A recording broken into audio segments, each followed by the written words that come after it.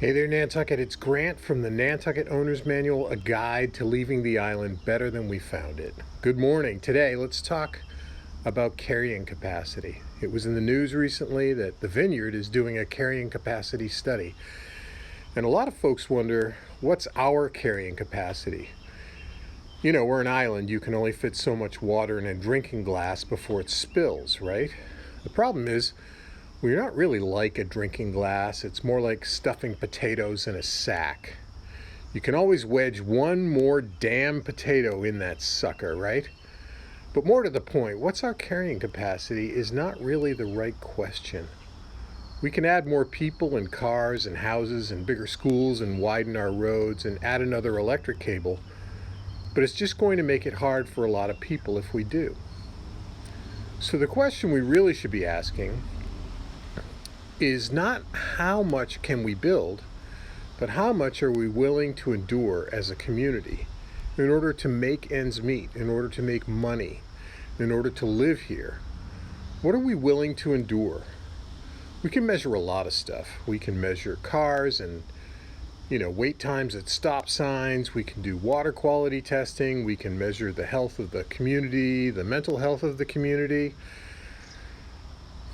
We can measure the scallop harvest, so many things, but it doesn't really help to measure all those things unless we decide what we want as a community. What are we willing to endure? The problem with a carrying capacity study is that people look at it differently. Some people are in search of money. They're trying to generate wealth, and you know what? You can't blame them because money comes in pretty handy on an island where the median home price is $1.8 million.